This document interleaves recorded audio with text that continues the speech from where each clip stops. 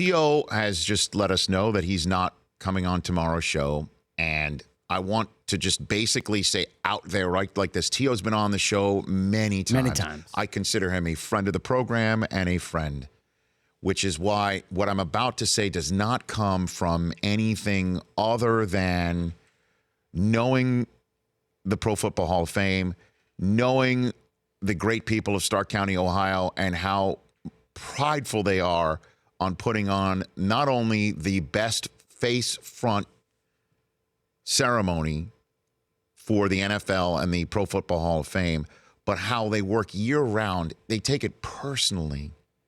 And none of the thousands of volunteers who work around the clock 24/7, 365 have anything to do with the voting process. Nothing. Zippo. Zero. That is all up to the committee that votes on this stuff. And again, I don't know why T.O. has made the decision that he has made. But again, do you have the Schefter tweet in front of you? I have not been able to see it with my own two eyes because we just chatted with Brian Windhorst. Do you have it there, Chris? Yeah, I've got it. Adam Schefter tweeted this out about a half an hour ago. What did he say here? T.O.'s official statement. I am so grateful for all the support of my family, friends, and certainly my fans. They showed me throughout my entire career. When it was announced I was being inducted into the Hall of Fame, the response received from my fans was overwhelming. I'm truly humbled, honored to be included among this group of fellow inducted individuals. While I am incredibly appreciative of this opportunity, I've made the decision to publicly decline my invitation to attend the induction ceremony in Canton. I have already shared this information with the Hall. After visiting Canton earlier this year, I came to the realization that I wish to celebrate what will be one of the most memorable days of my life elsewhere. At a later date, I will announce where and when I will celebrate my induction. And he goes on to thank the organizations he was with and congratulate all the Hall of Famers. I don't know. All I know, and I would have said this to T.O. if he was going to be here tomorrow, but I'm told he's canceled many of his appearances that he was planning to make. I know he's made some on other shows in the last few days. Didn't really mention any of this, correct? I didn't see any of this. Didn't catch a wind of any of this. That's not. You're making a mistake, T.O. And again, I don't know what has happened here, and I'm assuming, I shouldn't make any assumptions.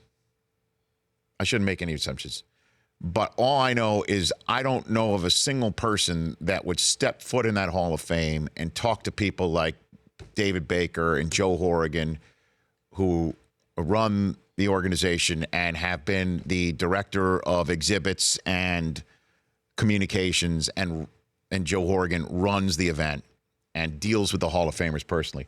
I don't know of a single one that has been offended or been made to feel offended by any of them. And it's an incredible weekend.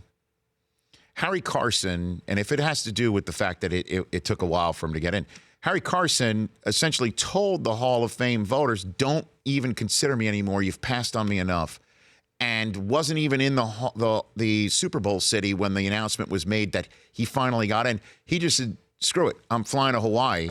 And when he finally landed after a 12-hour flight and turned his phone on and there were like 100 messages, he found out he was in the Hall of Fame. You know what he did? He turned around and went back. And not a single time that Harry Carson has shown up at the Hall of Fame ceremony since does he sit there and think about how long it took for him to get in. Doesn't matter. You get the jacket, you got the bust, it's over. It's a wrap. It's a wrap. Now, do you think, does Irv sit around on occasion think, man, I wish I was first ballot? Of course, because, you know, if he was first ballot, I think he would have gone in with Troy Aikman. That would have been very special for him.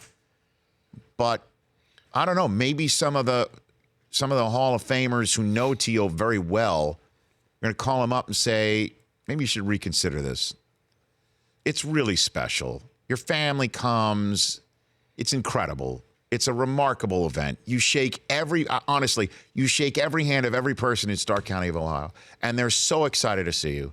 And they roll out the red carpet, and it's like, you know, it's like your wedding weekend or your confirmation, bar mitzvah, whatever. It's a party. It's a party. and T.O. will look over there and see all the Hall of Fame guys, Jim Brown and whomever, standing there and clapping for him. I don't get it. It's a very insular way of doing things. It's a first. I'll tell you that.